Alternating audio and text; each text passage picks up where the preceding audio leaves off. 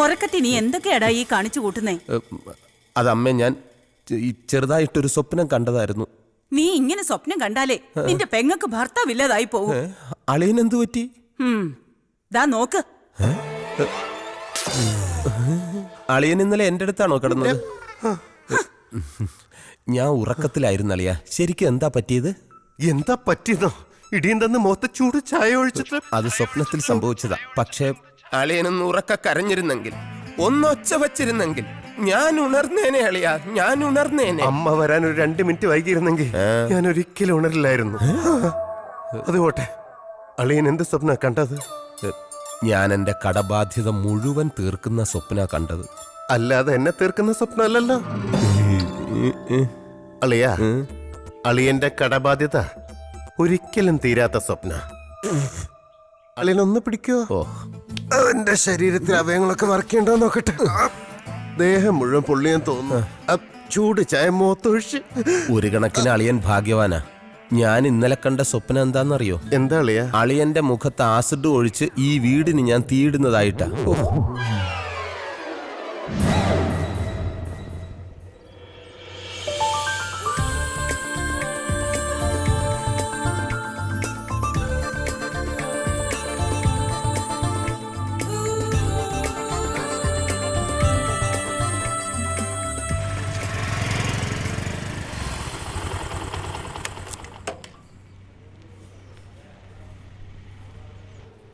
Hello, Malu എവിടെ?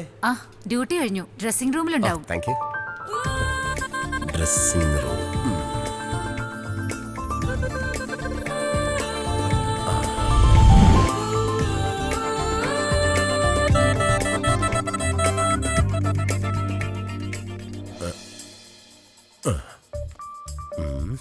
ദൈവമേ, ആരും വരല്ലേ.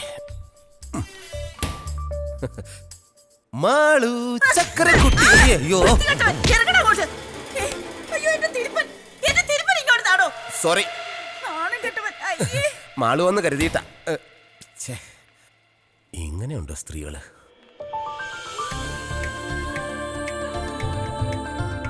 മാളു, നീ ഡ്രസ്സിംഗ് റൂമിലുണ്ടെന്ന് കരുതി ഞാൻ അതിനകത്ത് നിന്ന് കയറി. ഞാനില്ലാന്ന് അറിഞ്ഞോണ്ട് കയറിയതല്ലേ? അതെ, എങ്ങനെ മനസ്സിലായി? ഈ സ്വഭാവം എനിക്ക് അറിയില്ലേ. പിന്നെ ഇന്ന് വൈകുന്നേരം റെഡി ആയിട്ടിരുന്നോ? ഒരു കിടിലം പർച്ചേസ് ഉണ്ട് എന്റെ വക. അപ്പൊ എന്നെ വീട്ടിൽ കൊണ്ട് വിടുന്നില്ലേ? ഇന്ന് നീ ഒറ്റയ്ക്ക് പോയാ മതി. എനിക്ക് കൊറിയർ ഓഫീസിലെത്താൻ സമയമായി. Okay, bye. കല്യാണം ഒന്ന് കഴിഞ്ഞോട്ടെ. ഓക്കെ, കല്യാണം കഴിയട്ടെ. അപ്പൊ കല്യാണം കഴിഞ്ഞില്ലല്ലേ? ഇല്ല, അമ്മാവന്റെ മകളെ കെട്ടാൻ പോകുന്നേ ഉള്ളൂ. മോനെ, ഒരു ഉപദേശം തരാം. എന്താ? ഈ വിവാഹം എന്ന് പറയുന്നത് ഒരു KSRTC ബസ് പോലെയാ. അതായത് പുറത്തു നിൽക്കുന്നവർക്ക് അകത്തോട്ട് ഉന്തി തള്ളി കയറിയാ മതിയെന്നാ. എന്നാ അകത്ത് നിൽക്കുന്നവർക്കോ എങ്ങനെയെങ്കിലും പൊത്തിയാടി പുറത്തേക്ക് വരണമെന്നാ. ദേ, എന്റെ ഒരു അനുഭവം വെച്ചാ ഞാൻ പറയുന്നത്. ശരി, പോടോ അസൂയക്കളവാ. ഭാഗ്യം, ഇന്നെങ്കിലും ബ്രേക്ക് കറക്റ്റ് കിട്ടി. അല്ലെങ്കിൽ എന്റെ കയ്യിൽ നിന്ന് നിനക്കിട്ട് കിട്ടിയാ.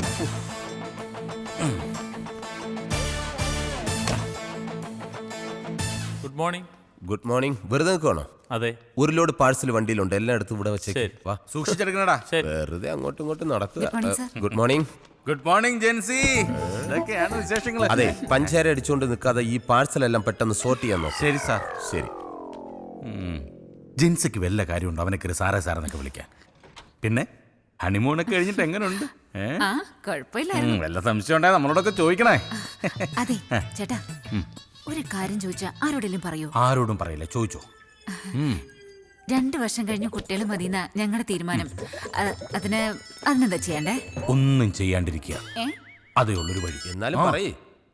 ഒന്നും പറഞ്ഞിട്ട് കാര്യമില്ല. എന്താ ഇത്ര അത്യാവശ്യം? പറ്റിക്കഴിഞ്ഞ നിന്റെ ചേട്ടനാ. എന്താ ഏട്ടാ? അയ്യോ, എപ്പോഴായിരുന്നു? ബോധം വീണോ? എന്താടാ? കരയല്ല ചേട്ടാ ഇങ്ങനെ. ചേട്ടാ സമാധാനിക്ക്. ഇതൊക്കെ എല്ലാവരും ജീവിതത്തിൽ ഉണ്ടാവുന്നല്ലേ ചേട്ടാ. ഞാൻ വരാം, പിന്നെ വരാം. ചേട്ടൻ വെച്ച് കരയല്ലേ? എന്താ പ്രശ്നം? ചേട്ടന്റെ ഭാര്യ പ്രസവിച്ച് പെൺകുഞ്ഞാന്ന്. ഒരു പെൺകുഞ്ഞ് ജനിച്ചതിനാണോ നിനക്ക് നിന്റെ ചേട്ടനും ഇത്രയും ടെൻഷൻ? എടാ, പെൺകുഞ്ഞെന്ന് പറഞ്ഞാൽ വീടിന്റെ വിളക്കാണ്, അതറിയോ? ഇപ്പൊ തന്നെ 6 വിളക്കുണ്ട് വീട്ടില്. ഇതിനെല്ലാം കൂടെ എണ്ണ ഒഴിക്കാനുള്ള കാശ് നീ തരുവാടാ? കഴിഞ്ഞ മാസം ശമ്പളം നീ സമാധാനപ്പെടും. പാചകം കഴിക്കാൻ വേണ്ടി എല്ലാത്തിനും നല്ല മിടുക്കാണ്. കൊച്ചേ, കവർ വല്ലതും ഉണ്ടെങ്കിൽ അന്നേ. വിളക്കാണ് പോലും. ഇതാർക്കേത് ബാബ കല്യാണി. ബാബ കല്യാണി, ബാബ കല്യാണി. സ്വാമി ശരണം. അതെ, ഒരാൾക്ക് ശ്രദ്ധയില്ല. ഇത് ജെന്റിൽമാനാ, ഇവൻ കൊണ്ട് കൊടുത്തോളൂ. ദാ ദാ, പ്രിൻസേ ഇത് കൊണ്ടുപോയി പുറത്ത് കളഞ്ഞേ. ഇതാരടി തെങ്ങന്തയൊക്കെ കൊറിയറിൽ അയച്ചത്? തേങ്ങയായിട്ട് അയച്ചതാന്നേ. മേൽവിലാസം കറക്റ്റ് അല്ലാത്തത് കൊണ്ട് ഇതിനകത്ത് കിടന്ന് മുളച്ചതാ. ഇനിയുണ്ട് ഒരു 10-16 എണ്ണം. ഇതെല്ലാം എടുത്ത് മാറ്റിയില്ലെങ്കിലേ കൊറിയർ ഓഫീസ് തെങ്ങും തോപ്പായിട്ട് മാറും. കൊണ്ടുകള എടാ, ഇനിയെങ്കിലും നീ കറക്റ്റ് ആയിട്ട് അഡ്രസ് നോക്കി കസ്റ്റമർക്ക് സാധനം കൊടുക്കാൻ നോക്കേ. പോവല്ലേ ഞാൻ എപ്പം നോക്കിയാലും പോവല്ലേ. പെമ്പിള്ളാറെ വല്ലതും ഉണ്ടെങ്കിൽ ഒരെണ്ണം എടുത്ത് തന്നെ. എനിക്ക് മനസ്സിലായി. Ramani K P Charms beauty parlour.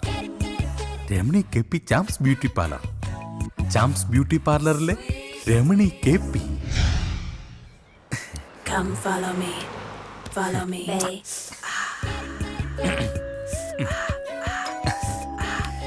Ramani മോൾ ഇപ്പൊ വരും. Come follow me, follow me, baby. ആരാ? ഞാൻ കൊറിയന്നാ. കണ്ടിട്ട് ആഫ്രിക്കയിൽ നിന്നാണെന്ന് കരുതി. കൊറിയല്ല, കൊറിയർ സർവീസ് കേട്ടിട്ടില്ലേ? Super fast courier. ഒരു കവർ ഉണ്ടായിരുന്നു. ഇങ്ങനെ തന്നേക്കും. സാറിനല്ല, പിന്നെ മാഡത്തിനാ. മേഡമോ? ആ, രമണി മാഡത്തിന്. രമണി മേഡമല്ല, മാനാ ഈ ഞാൻ. അയ്യേ, അതെങ്ങനാ ശരിയാവുന്നത്? രമണി എന്ന് പറയുന്നത് സ്ത്രീയല്ലേ? എടോ, എന്റെ മുഴുവൻ പേര് രമണീദാസൻ നായർ.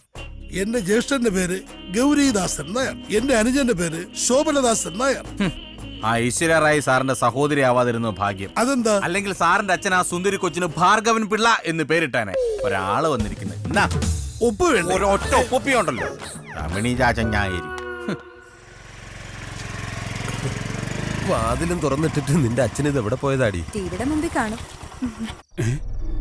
റോഡ് ക്രോസ് ചെയ്യുമ്പോ വണ്ടി ഇടിച്ചെന്നോ? എന്നിട്ട് ഹോസ്പിറ്റലിൽ കൊണ്ടുപോയില്ലേ? അവസാനം മക്കളെല്ലാം കണ്ടിട്ടാണോ മരിച്ചത്? എന്താ പറ്റിയച്ചാ? എല്ലാം പോയി മോളെ. ആക്സിഡന്റിൽ മരിച്ചു. ഈശ്വര, ആരാ അമ്മവാ? അത്തിമുറ്റത്തെ ജയന്തി. അതാരാ അമ്മവാ? ആ കുങ്കുമപ്പൂവിലെ പ്രൊഫസർ ജയന്തി. ആദ്യം ആ രുദ്രൻ, പിന്നെ ജയന്തി. ഇത് ഞാൻ എങ്ങനെ സഹിക്കും? നിന്റെ അച്ഛന് സീരിയൽ ഭ്രാന്ത് തീർന്നില്ലേ? നിങ്ങൾ കുറെ നേരമായി വന്നിട്ട്? ഇല്ലമ്മാവാ, കുറേ നേരം ആയേ ഉള്ളൂ. ആ, നീ പോയി ചായ എടുക്ക്. ആ, നീ ചായ കുടിച്ചിട്ട് പോയാ മതി. പോയിട്ട് അത്യാവശ്യമുണ്ട്. ആ അതെ, എന്താ? പരസ്പരം കാണണം. നമ്മള് ഇപ്പൊ കണ്ടില്ലേ? നല്ല സീരിയലാ, തുടങ്ങാറായി. ഞാൻ കാണാൻ പോവുക. ഇങ്ങനെയുണ്ടോ സീരിയൽ ഭ്രാന്ത്?